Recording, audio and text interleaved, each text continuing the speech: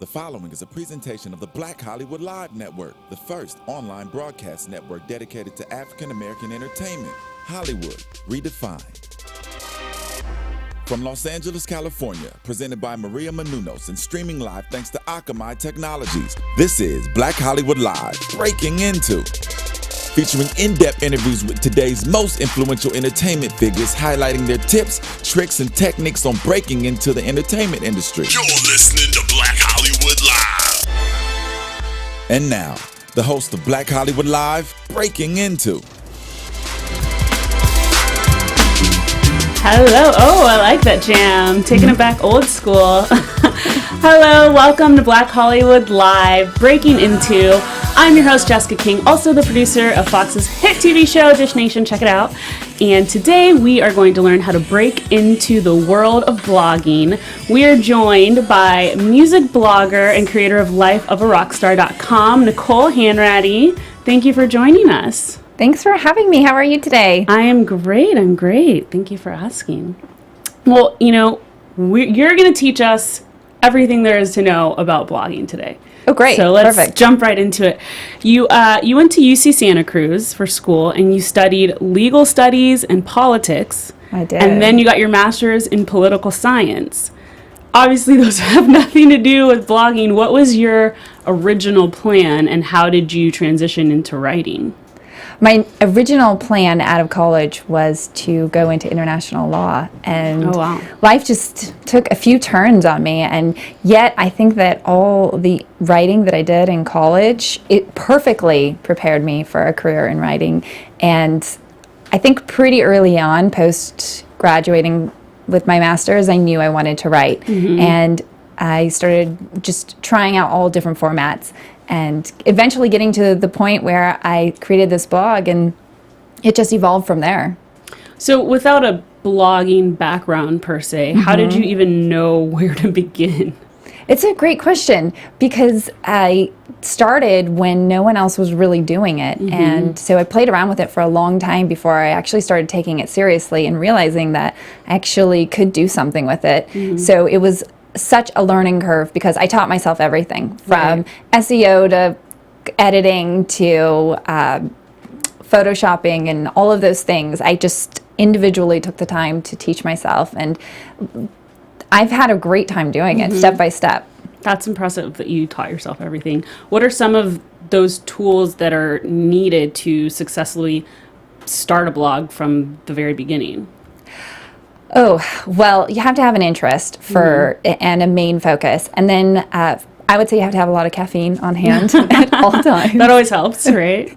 It does because you have to put a lot of hours into it. Mm-hmm. And there's that whole book about 10,000 hours, and how you have to really put everything in, all your time in, if you want to be successful at something. And I think that's true of blogging as well. It is an 18 to 20 hour a day job. Right.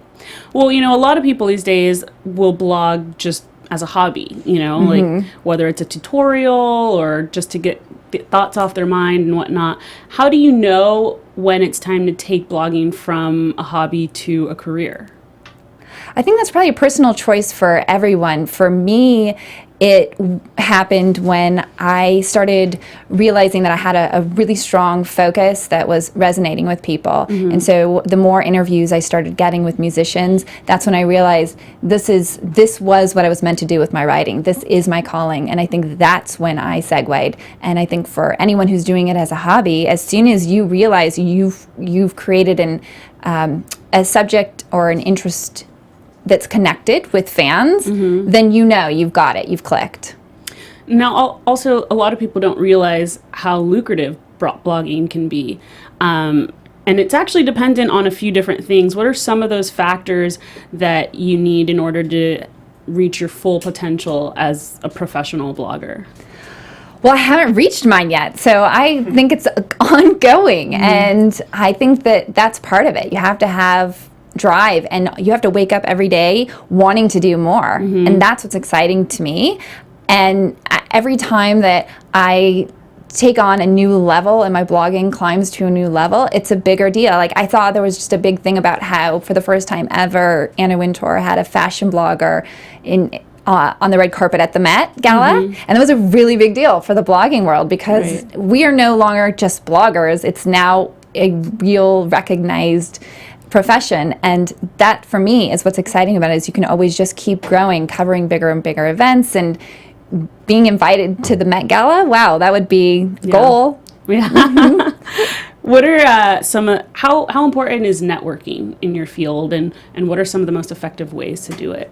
I'm everywhere that I am today because of networking and the people that I meet. And if you are not out there meeting new people every day, you're not going to get as far as you need to go. And building those relationships is the most important thing. The other thing I think is to keep in mind that I've learned along the way is never to hold grudges. If someone tells you no today and you feel a little slighted by that no, you've got to wash that off, let that wash over you, and then moving forward. You will find a way to work with them again in the future. Right. And I've just learned, it doesn't matter if the interview with my blog wasn't a fit today. If in 2 months it is, great. I'm not holding any grudges. Let's go. Let's do this. Right. Well, blogging is, a fairly new term over the years. Of course. And it's becoming more and more popular, of course. And as the internet becomes more intricate, I feel like the rules are always changing. Do you feel like you have to kind of write the rules as you go? Like the Wild West, we're writing the rules as we go. Exactly. Like there's no how-to guide, whereas a lot of, let's say, banking, goes back years and years and years, and you're learning from different, whether it's handbooks or mentors or whatnot. But with blogging, it's kind of such a new profession that the rules are always changing, especially as the internet continues to change. I think that's true to a certain extent, but I think society has basic morals and guidelines they want you to adhere to, and so I think the for me in particular, the general standards of journalism pretty much apply. I don't think that there's too much that's outside the box, and I think that there's just a code that you kind of follow that resonates with your fans. Right. Well, lately it seems that even the most corporate companies are blogging these days, or have a blog on their website. That's true. Why is it important for companies to have blogs as opposed to just having their website and having information on there? That's a great question, because more and more brands are definitely doing that. And what I think is really interesting is that brands are reaching into the music world. Right. So it's really exciting for me to see that, how much brands are incorporating and helping indie musicians, which is that's my main focus. Right. And I love seeing how they're doing that. They're basically brands are taking their need to connect with fans through a blog, and then they're using it to find, well, what do our car drivers, our potential people who customers want to hear about? Well, they actually don't want to hear repetitively about your car. They want to hear about the last movie that you sponsored, like when Furious 7, Atlantic Records did a soundtrack with Furious 7, and then it was Jeep and Chrysler who kind of got involved with that movie and that record. And so then you start seeing those kinds of articles on their blog, and there were tons of artists who were represented on that soundtrack who then got exposure that way. So it's actually really exciting, because the more brands do it, the more exposure they're giving to indie musicians, and I love that. Yeah. It's cool how it all connects together. It does. Comes back in the circular motion. Let's talk a little more specifically about your blog, Life of a Rock Star. At one point in your life, you basically realized that you were essentially living the life of a rock star. You had VIP treatment, you were hanging with the celebs, which essentially at some point led you to start thinking about creating this blog. How did you get on that inside track? Well, it's really interesting that you asked that, because I don't know that there's just one answer. I think in LA, there are so many people who are so well connected that it's not a surprise that living in LA, you get invited to more things just by virtue of where we live, right? But I was married to a ticket broker, and so we would just go to some incredible events and concerts and things, and then moving forward, you meet more people in your community who are also, they're producing this TV show or that one, and eventually it just got to the point where I I thought, okay, these are things I could write about. These are inside experiences that people are, they like to hear the stories and what it was like and going there. And it can't go without saying that the irony was in the satirical commentary on the fact that, here I would go and do these super fun things, and yet I'm coming home and I'm cleaning my bathroom and my toilet like everybody else, and I'm running those errands and doing everything. So I always thought it was funny because people tend to judge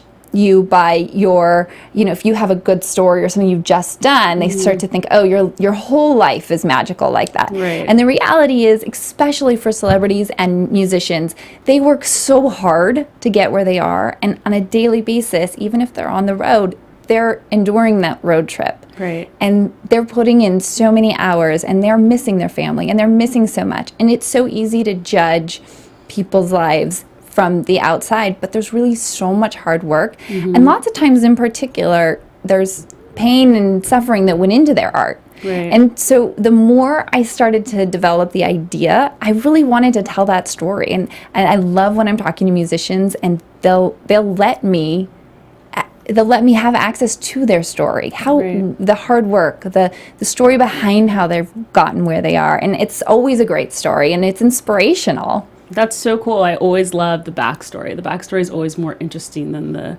present, I feel like. It is. It's how I found that I can connect with fans, and I love telling that story. Now, was that lifestyle something that you had always been curious about, or was it just you were surrounded by it and just thought, oh, this would be interesting to document?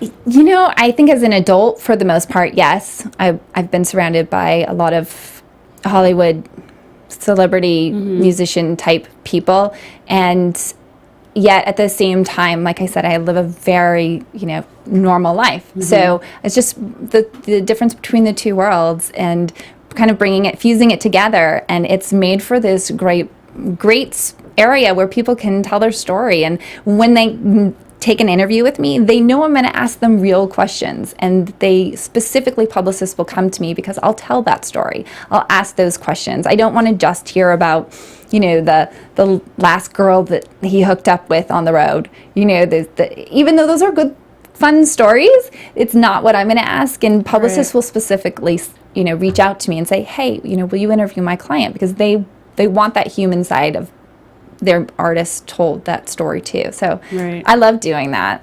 Well, it's one thing to build that trust, which you have, but it's another to build the clientele to get them to trust you. Right. So when you first started blogging, how did you build that clientele up? The networking you were talking about earlier is so important. Right. And that's, I think, how you can succeed in this field. You just have to keep meeting people, and it's all about asking. I just, lots of times I just ask. Right. It's all you can do.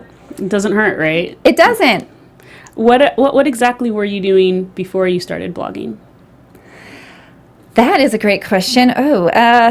Just being a mommy. Like, I hear that you are now 9 months into that job. I am. It's every day is a new day. Yeah, there was just a little bit of time between college where I, took that time to have a child, and it just gives you more material and more real life experience. Right. And so how often are you, do you have guidelines when you're blogging? Like, you post something every single day? Are you interviewing, like, lined up throughout the entire week? How often are you updating the blog, and how essential is that to keep it as fresh as possible? So definitely with blogging, it's a daily update, and the editorial calendar, it spans between, for instance, it's such a sad day for music today with B.B. King passing away, and that news kind of coming in late last night. So potentially something that was going to be front and center this morning instead was not. So it does evolve, and it is based on news and things that come out in the music world. At the same time, obviously, things like Coachella, looking forward, we've got Outside Lands coming up. There's some great things that I know those are just on the calendar, and those will fill a spot. Right. Walk us through a little bit of the brainstorming process when you think of a story that you want to cover, or a celebrity that you want to try to get an interview with. Take us from start to finish with how you go about contacting that person, how you go about finding the story that you want rather than the story that everyone else is doing, and, you know, to the process of doing the interview? Well, I've met a lot of people who interview others for a living, and it seems like we all have a different process. I definitely put my time into reading lyrics. Right. Because usually it's typically a musician. So I put my time into reading lyrics, and sometimes that works because they've actually written the song, and then sometimes I'll pose a question and they'll say, well, I didn't actually write this song. You know, so then I have to kind of rework my question. Right. But you can see a lot in someone's art. And so that's where I sort of look for inspiration to delve deeper and find the story that I'm looking for. And I'll never forget, one time I was interviewing someone and I just asked the question, what 3 things would you say got you to where you are today? And he started talking about how he had, when he was 18, he had broke his back and had to relearn to walk. And that was nowhere in his press kit. And I'm sure you can imagine sitting here with me thinking, like, if I just threw that out at you, you'd go, whoa, yeah. that wasn't in here, right? So sometimes you can ask just a really generic question, and you just have to be prepared. You have to be prepared to take the answer that you get and really process it fast on the spot, and then move forward from that and follow up, you know, with a good follow-up question. Right. You know, there are so many blogs out there, and there are a lot of music blogs out there as well. How do you make sure that your blog stands out from the rest and drive people to your blog? So I'd love to really highlight indie musicians. And there are tons of blogs that have different specialties, whether it's metal or country music, things like that. That's my specialty, and so I think I stand out a little bit because of that. I definitely I have an inbox full of hundreds of emails a day from indie musicians and bands who specifically know that I'm an outlet for them. Right. And I think that that's important. It's a great way to stand out is to pick a niche within music if you were going to do a music blog, and to try and take on the whole music industry is just overwhelming. Unless you are Billboard, where you have the staff and you can do that. Right. To be a blog, I think you really need to focus. Right. And I mean, it's not that I don't love all those other genres. And I will occasionally, like, interviewing Lecrae was amazing. You know, he's so talented and such an inspiration, not only to his music fans, but to professional athletes. I mean, he goes into the locker rooms and gives them pep talks before their games. He's amazing. And there's no way I was going to turn that interview down. But did he necessarily fit my niche? No. But so you have to be a little flexible too. Right. We know the scope of music has changed so much over the years. And recently, you know, a show like American Idol, which focuses on music as well, they just announced that, you know, next season is going to be their last season after 14 seasons. Right. And of course, there's a lot of people speculating that they simply just can't compete with, like, things like YouTube and stars kind of discovering themselves and not necessarily needing the voting system and whatnot. How have those changes in music affected your line of work? I think the more outlets there are for musicians, the more there is for me to talk about. So I actually think it helps me because the easy access that musicians have to upload music videos makes it so there's just more content for me to go through. Right. And I think that it doesn't at all. I don't think it at all affects me in any way negative. I can't see a negative to musicians having more outlets to get their music to fans. Do you think that the days of, let's say, you know, talent agents discovering talent or viewers voting for winners, are those days kind of dying down? I don't think so, because you see it all the time on blogs. You see musicians and contests for musicians which voting like best new album or whatnot, and you'll see blogs running contests all the time asking people to vote up their favorite band, and the number of music award shows just has seemed to have exploded. Have you noticed that? Right. I literally no possible way I could cover them all. it's every single person, every venue, every outlet has a music award show now. And so I actually think to a certain extent that whole idea that people want to be involved and recognize their favorites is actually increasing. Right. Well, I know you said you focus mostly on indie, but like you said, you are very flexible, and some people you can't turn down. So you have interviewed all across all genres. You've done country with Jana Kramer, Ashley Monroe. You've done R&B with Fifth Harmony, Ryan Cabrera. The list goes on. So considering that the life of a rock star goes beyond rock, what exactly does a rock star entail for you and your blog? Well, because I'm so charity focused on my blog, to me, the rock stars are the musicians who give back, and that is my defining question: which charity is closest to your heart? Right. And so all of those people that you've mentioned have done amazing things and are highly charitable people, and that is, to me, that is the most important thing: is how do you give back? How do you take what you're gaining from your career and turn around and give back? Right. Well, speaking of giving back and charity, each year you produce a live music event. I do. Casa Pacifica in Camarillo, California. Are you familiar with Casa Pacifica? I read all about it, but I want you to tell us a little bit about it and why it's close to your heart, and then also tell us about what goes into producing the event each year. So it's really evolved, and I couldn't do it without my friends. They've all helped me tremendously, and each year they put in their time and donate not only their resources but their funds and their time, and they come and spend all day with me. And it basically, it is one of the only times you can get into Casa Pacifica and be hands-on with the children. Most of their events are charities for their premise. They basically house and help to rehabilitate children who have been severely abused and neglected. Really, they take national cases, really some of the worst things that you can imagine.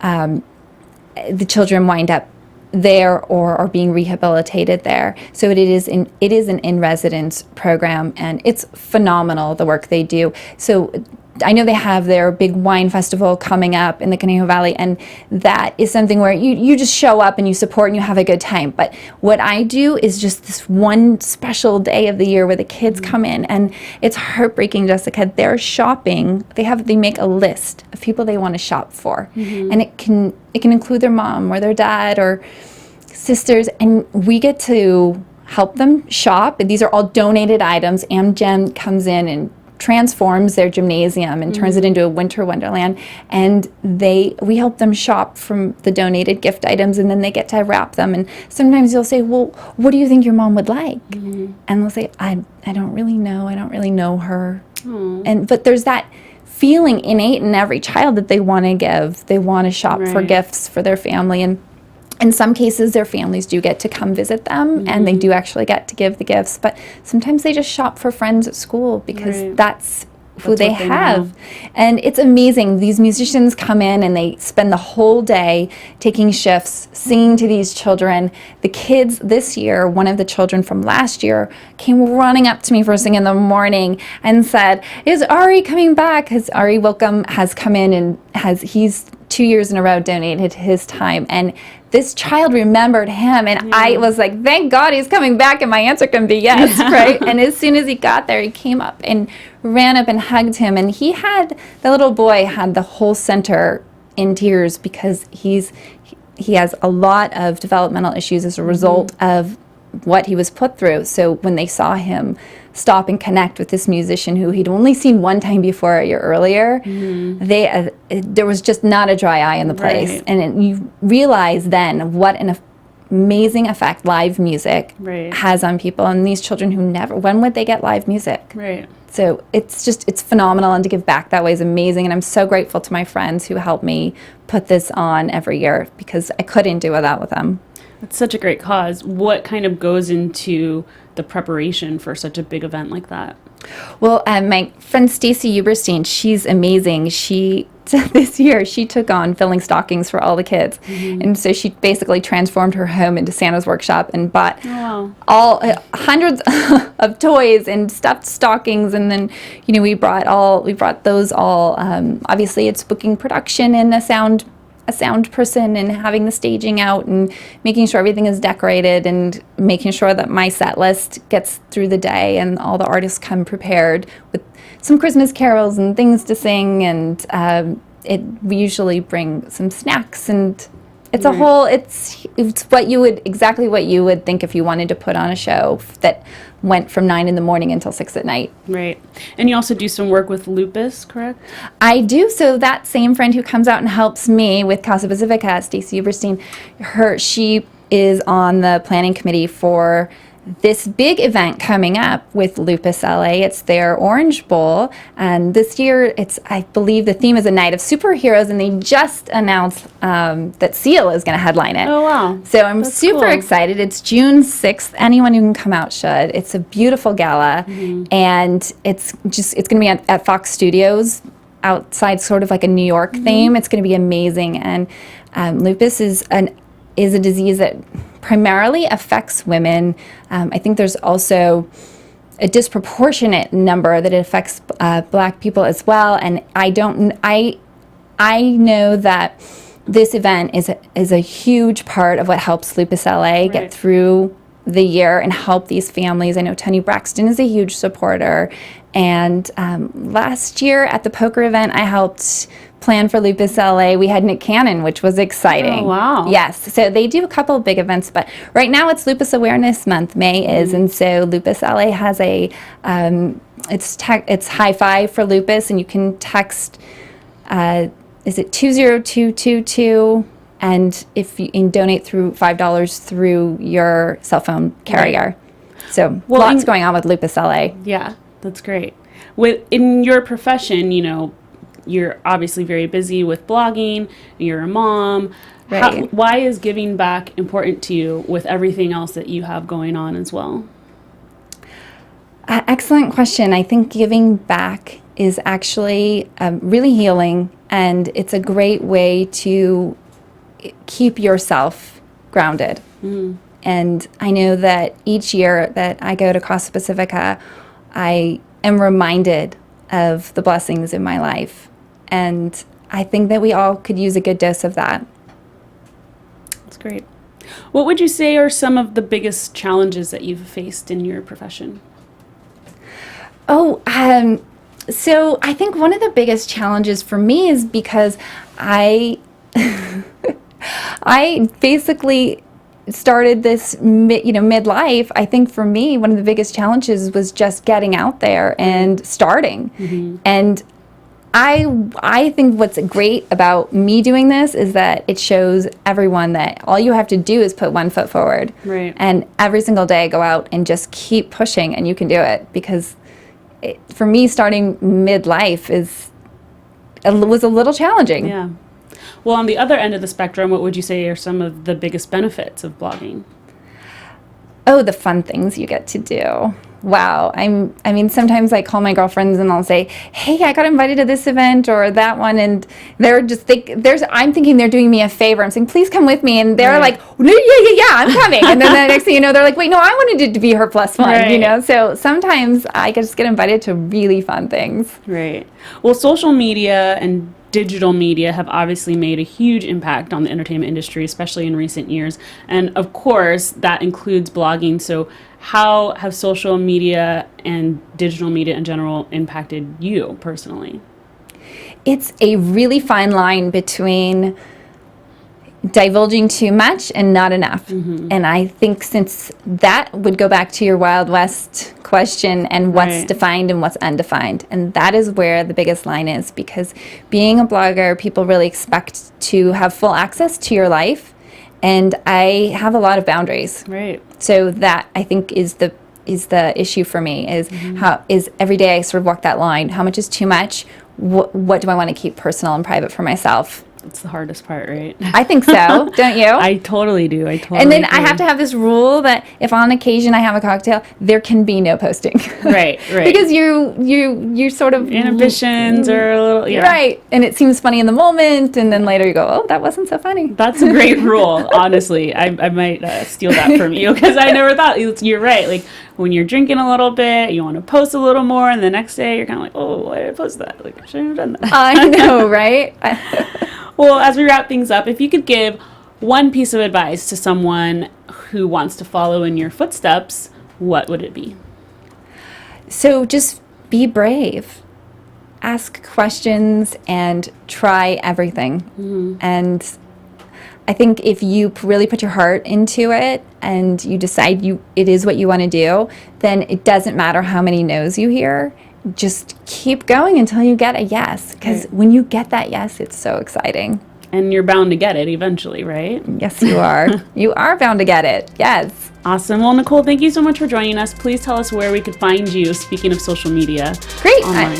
I'm at lifeofrockstar.com, and you can find me on Instagram. It's Nicole.Hanratty.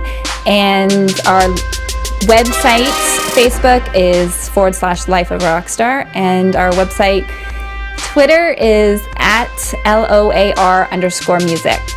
Great. Well, good luck with everything. You have an amazing blog. Thank you. We've learned so much from you today, and thank you again for joining us. Thanks for having me, Jessica. And thank you guys for joining us. Catch us online. Catch me at I am Jessica King on Twitter and on Instagram at Jess Clem. And we'll see you next time.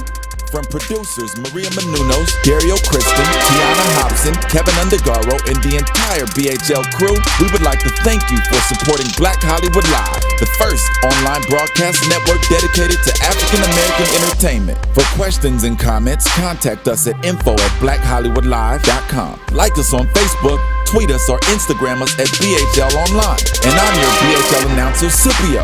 Instagram me at Planet Scipio. Thank you for tuning in. The views expressed here are those of the host only and do not necessarily reflect the views of BHL or its owners or principals.